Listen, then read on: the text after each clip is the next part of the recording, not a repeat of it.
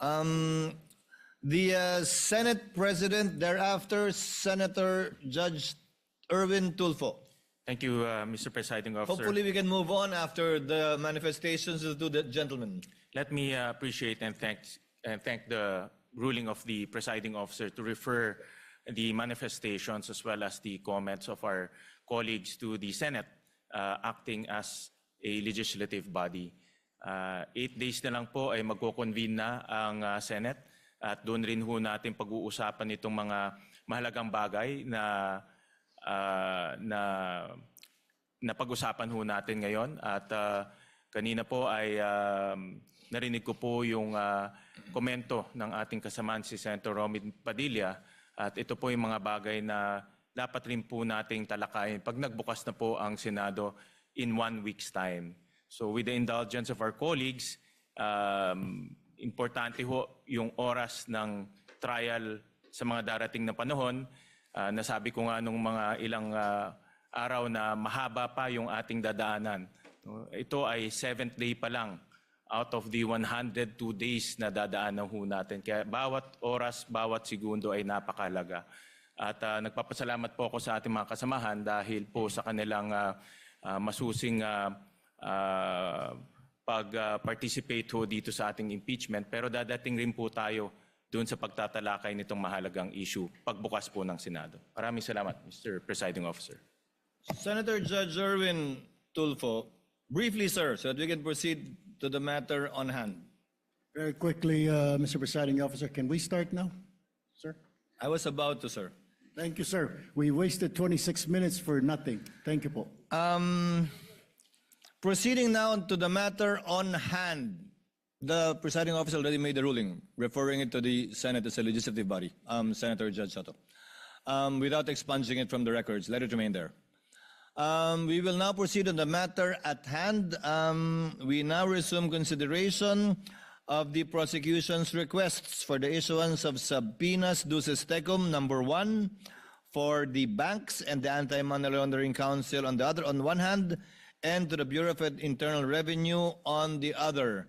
And as previously agreed and discussed not only in caucus but also directly by the presiding officer with some members, Chair will now recognize, as I understand, Senator Judge... Ikaw ba una? Senator Judge Alan or Senator Judge Villanueva or Senator Judge Pia? Who would want... No one's raising their hand, that's why I don't know who... Senator Judge Villanueva is recognized. You may proceed, sir. Thereafter, Senator Judge Pia Cayetano. Thereafter, Senator Judge Alan Cayetano. You may proceed, sir. Thank you, Mr. President. Thank you, Mr. Presiding Officer. As much as I am more than willing to give way to our dear colleagues. But Mr. President, before I make I inquire and pose some questions to the prosecution and the defense, may I also raise something, Mr. Presiding Officer? Gusto ko lang pong malinawan tungkol po dun sa procedural aspect, Ginoong Pangulo, dun sa motion na ito. Kasi sa regular courts, hindi naman po unusual na ang isa pong motion ay i-grant in part at i-deny in part. Depende po sa legal and factual basis ng bawat relief na hinihingi po, Ginoong Pangulo. So, pwede ko po bang malinawan lang, Mr. Presiding Officer, tama po bang sabihin ganun din yung kapangyarihan ng ating impeachment court? Maaari po ba na suriin ang bawat hinihinging sabina ng magkahiwalay at magpasya po batay sa legal at factual basis ng bawat isa sa halip po na tratuhin ang buong motion bilang isang all or nothing proposition? Tatratuhin ng hukumang ito bilang nag-iisang motion ang tag-isang motion na inihain ng prosecution. They only filed 2 motions, Senator Judge Villanueva, and the court will act on these 2 motions separately, regardless of the number of issues or sub-issues underneath each motion. The reason is simple. Because the court should be a passive body. by amending the motion into several parts and voting on it separately, we are essentially acting as if we were one of the parties. In voting for or against the grant of the motion, we should take into consideration all of the factors that may be raised for or against it. And it may be cited by the senator judge in explaining his vote or voting for or against it. Pangalawa po, bilang mga hukom, hindi tayo pwedeng masyadong aktibong makilahok sa paraan ng mga motion which is essentially a relief being asked for by a party sa pamamagitan ng paghahati ng mga motion na yan para pagbotohan ng hiwa-hiwalay. And there is precedent insofar as this position taken by the presiding officer is concerned. In the impeachment of the late former Chief Justice Corona, where then Senate President, presiding officer Enrile, ruled that the ruling of the chair on motions are indivisible and may only be appealed in toto and not in part. Thank you, Mr. Presiding Officer. And it's clear to me now, despite the fact, Mr.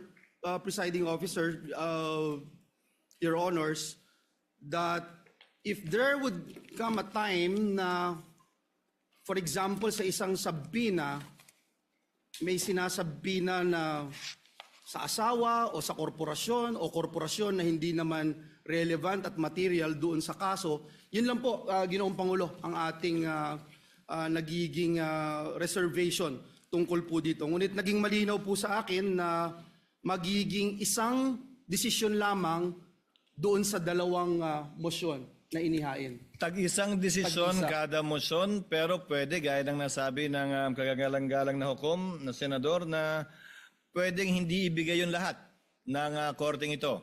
Pwedeng iba lamang, parte lamang, at hindi eksakto ng hiningi niya. Pero yun ang Pwede. pagpapasyan na bilang isang nag-iisang motion. Marami pong salamat. Naging mas malinaw po sa kinatawan na ito ang ruling ng ating presiding officer. May I start raising some questions, Mr. President, Mr. Presiding Officer, to the two parties, Mr. Presiding Officer, just for the guidance of the court, and I think it's important that we distinguish between two separate procedural questions. Una, kung dapat po bang i-produce ang hinihinging records, at pangalawa, kung ang mga records na iyon ay magiging admissible at kung anong evidentiary weight ang dapat ibigay sa kanila. So let me start by asking our lead prosecutor, Congressman, to our dear Congressman, would it be correct, sir, to say that the issuance of a subpoena merely compels the production of records and does not by itself amount to a ruling that those records are admissible, relevant, or entitled to evidentiary weight, Your Honor? Before the member of the panel for prosecutors answers, he's not the lead prosecutor. The sorry. question is addressed to the Honorable Representative Chel Jokno, who is a member of who is part of the panel of prosecutors who will be answering your questions. And for the record too, on the part of the respondent, I think it's Attorney Poa Attorney Poa. who will be answering. That's correct. Thank Your you. So that we Sir don't need to Presiding identify each one each time anymore for the record. Thank you. The Honorable Jokno may respond to the question of Senator Judge Villanueva. You may proceed, sir, when you're ready. Thank you, Your Honor. Good afternoon to all the members of this honorable court. Naisagot na po ata yan ni dating presiding Judge Juan Ponce Enrile dun po sa Corona impeachment case. And if I may quote just a brief portion from what he said, I would like to explain that the resolution of this court was simply to authorize the issuance of a subpoena. And whether those evidence subpoenaed are admissible evidence, given the fact that they apparently appeared in violation of existing laws, is a question that must be resolved in due course. So ang ibig po sabihin, ang hiling lang po ng prosecution ay may labas ang ebidensya, pero wala pa po tayo dun sa punto kung tatanggapin ba nitong hukuman ang evidence na yun, kung siya po ay admissible o hindi. Maraming salamat po sa inyong tugon, Representative Jokno. Kaya po, nilahad ko po yan nang sa ganoon maitanong po natin ang defense panel if that distinction is correct, would the defense still maintain that the mere issuance of a subpoena is by itself already prejudicial to the respondent even before the court has ruled on admissibility or weight? Yes, Your Honor. Good afternoon, Honorable Senator Judges. Yes, while we agree with the position of the prosecution na hindi pa naman pinag-uusapan ang admissibility sa puntong ito, what we are questioning is really yung subpoena mismo po. Dahil sa ating pananaw, ang isang subpoena, at hindi lang sa ating pananaw, but even under jurisprudence, meron pong requirements bago tayo makapag-issue ng subpoena para maging valid yung subpoena na yun. At yun po yung napag-usapan natin nung nakarang linggo na definiteness and relevance. Ngayon, yung twin requirements na yun para po sa pananaw ng depensa ay lacking in this case. And that is why we maintain our position as regards opposing itong request ng prosecution sa pag-issue ng subpoena. Well, at least malinaw po, ang pag-issue ng subpoena, not necessarily opening of records, una. Pangalawa, to be presented in court. At pangatlo, to be admitted as evidence by this court. Before I go dun sa requirements, let me ask the panel of prosecutors, si Representative Jokno, dun po sa pananaw ng depensa on alleged fishing expedition, just for the guidance of Senator Judges, this representation would like to clarify one procedural matter. We understand that the concern raised by the defense that the subpoena may be overly broad. And at the same time, we also recognize that the court has a duty naman to determine whether the records being sought are sufficiently relevant and material to the issues before us. So, Representative Jokno, maaari po ba ninyong ipaliwanag kung paano ninyo tiniyak na ang hinihinging mga records ay hindi po simpleng paghahanap lamang ng posibleng ebidensya o tinatawag na fishing expedition, kundi ito po ay mga partikular na dokumento na sa tingin po ninyo ay meron pong malinaw at direktang kaugnayan dito po sa mga articles of impeachment. Thank you, Your Honor. Ang hinihiling po namin sa mga subpoena ay kaugnay sa Article 2, which involves charges of unexplained wealth.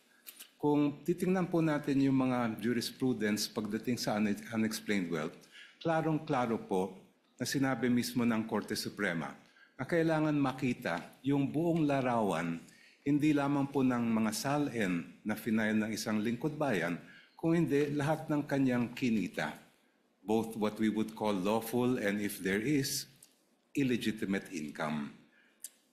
Ang SALN po kasi ay parang snapshot lang po yan, year-end, kung ano yung mga assets, liabilities, and net worth ng isang government official. Ang ITR din po ay parang short video lang po yan ng mga transaksyon ng isang taxpayer sa kabuuan ng taon na yon. Makikita lang po natin yung buong larawan pag nailabas natin ang mga bank records. Kasi doon po yung day-to-day na lumabas at pumasok sa isang account ay mabubuo po natin. And in fact, in the case of DOF Rips versus Merencilia, ito lang pong portion ang babasahin ko. Sabing ganun ng Supreme Court, the failure of the complainant to take into consideration respondent Rafael's net worth from the time he entered government service and the failure to take into consideration all of his possible sources of income in relation to his real and personal properties do not support the conclusion that he has unexplained wealth, considering that his true net worth was not determined. Ito po ay, sabi ng Supreme Court, Ombudsman, hindi nyo nagawa yung inyong trabaho. Kaya ayaw po namin tumulad sa nangyari kay Ombudsman dito sa kasong ito. We want to see the entire picture.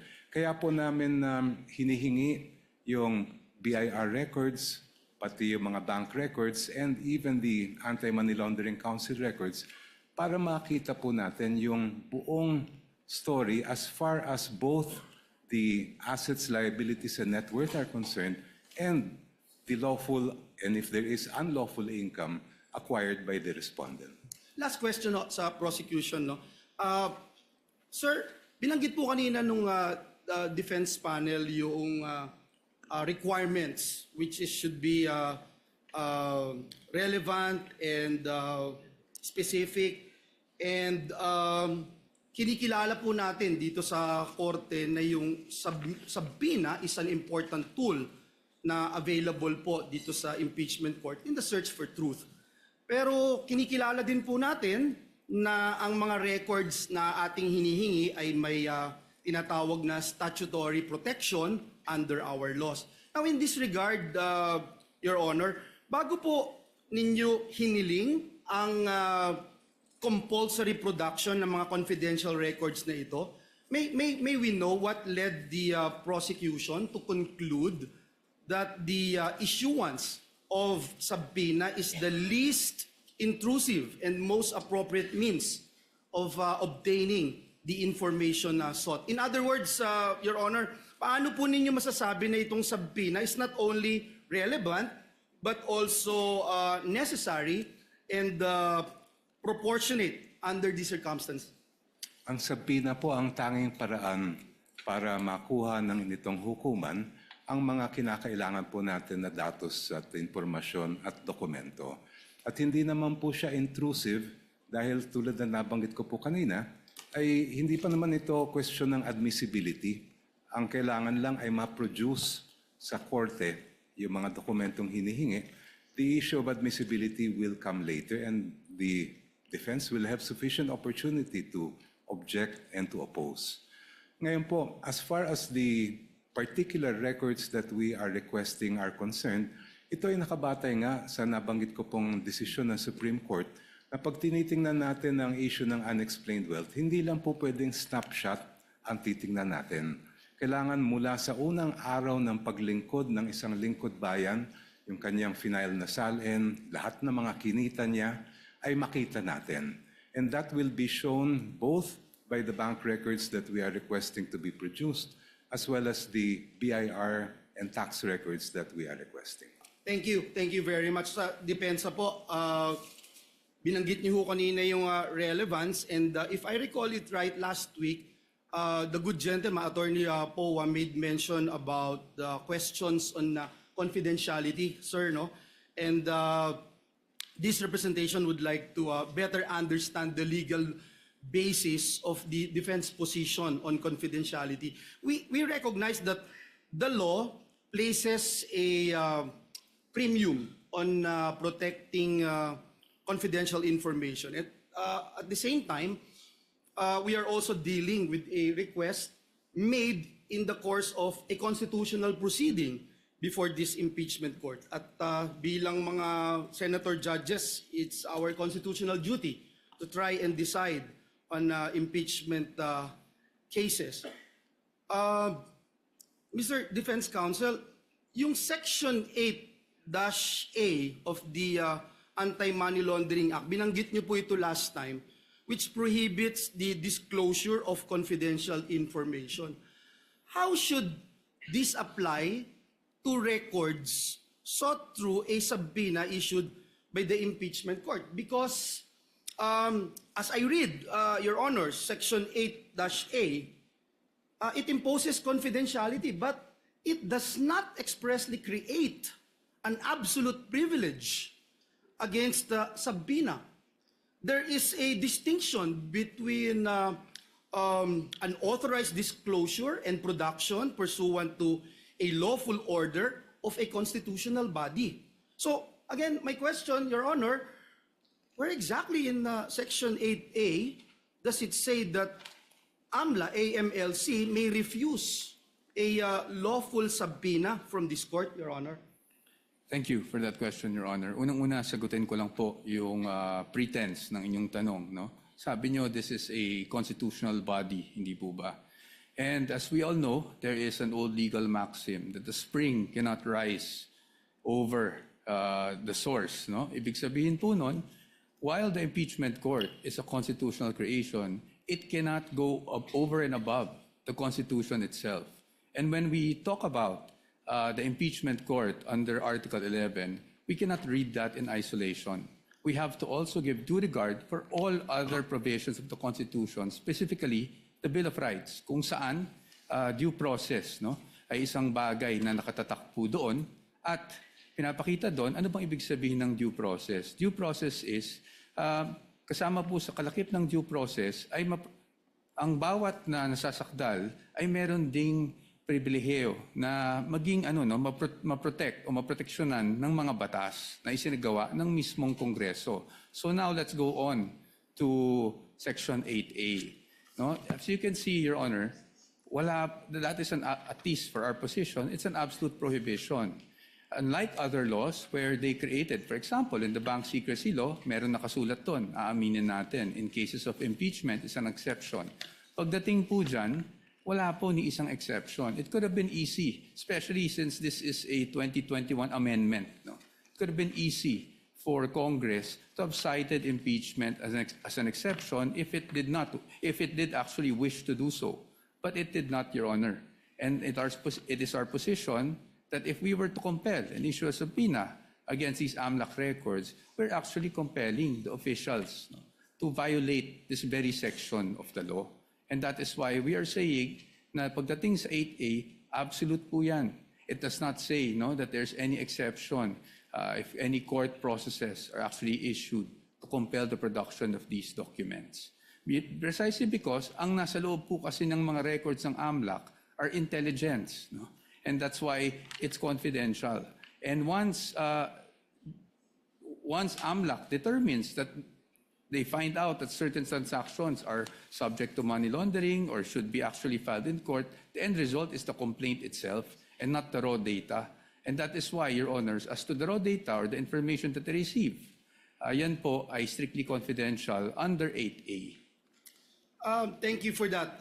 Again, I would like to put on record that I was trying to look at that particular section 8A, and I don't see anything that says this court would not have any prerogative as to whether or not we can subpoena bank records. But let me move forward. Perhaps this could be my last question, Your Honor, Mr. Presiding Officer. The Constitution recognizes two equally important principles: confidentiality on one hand, and the freedom of information, which promotes transparency and public accountability on the other. So, Attorney Powa, gusto ko lang pong malinawan for the benefit of this representation and our dear colleagues here, being senator judges, may legal distinction po ba between disclosure of information to the general public and the limited production of records solely to this impeachment court in the exercise of its constitutional function? Because we understand that the principle of freedom of information is rooted in transparency and public accountability, especially po when the conduct of a public officer is under constitutional scrutiny. Now, if confidentiality is the concern, would you agree, Attorney Powa, that this impeachment court can impose safeguards on the use and disclosure of the records? Kung maaari naman po na magpatupad ang impeachment court ng sapat po na safeguards upang mapanatili ang confidentiality ng mga records, bakit po dapat maging hadlang ang confidentiality sa isang impeachment court upang suriin ang mga impormasyon na maaari nga pong may kinalaman sa mga isyung nararapat nitong resolbahin bilang isang impeachment court? Para sa atin po, no, kung ano man pong hakbang ang pwede o hindi pwedeng gawin ng isang impeachment court tulad ng nasa harap natin na ngayon. It must be confined to the limits imposed by the Constitution and the laws. No? So kahit sabihin po natin, we are not against transparency. I just want to make that clear, Your Honors. We are not against accountability. But again, as I've mentioned last week, hindi naman porket po that we are all looking for accountability ay transparency, ay isasantabi na lang po natin kung ano ang mga karapatan, hindi lang para sa impeachable officer, pero para kahit sinong Pilipino na nakasaad sa batas, including absolute confidentiality in terms of AMLAC reports, which we are pointing to. So para po sa atin, nakikita ko yung punto po ng ating hukom, no, na paano kung mag-impose na lang tayo ng certain conditions. However, Your Honors, those certain conditions may be allowed for other records, pero pagdating sa AMLAC po, absolute po kasi yung prohibition. And if we were to amend or at least suspend the provision of 8A, then it is as if this honorable court is actually doing some sort of judicial legislation, no? Because we are technically suspending this law for a specific person na hindi natin pwedeng gawin sa iba. That is why, ang sa akin lang po, ang sa amin, sa punto ng depensa, is paano po yun? Meron po bang instances na papayagan na lang natin, isang tabi natin yung batas, at merong instances na hindi? I think, Your Honors, we feel, the defense feels, Your Honors, that in the search for truth, transparency, accountability, we must still work within a framework, which means that we must work within the limits imposed by the Constitution, the laws, and the rules of the land. Yun lang po, Your Honor. Salamat po, Attorney. Mr. Presiding Officer, just a few seconds, just to put on record, ang Senado po ay nasa plenaryo na po yung proposed Bright Act natin na maraming sumuportang mga kasamahan natin.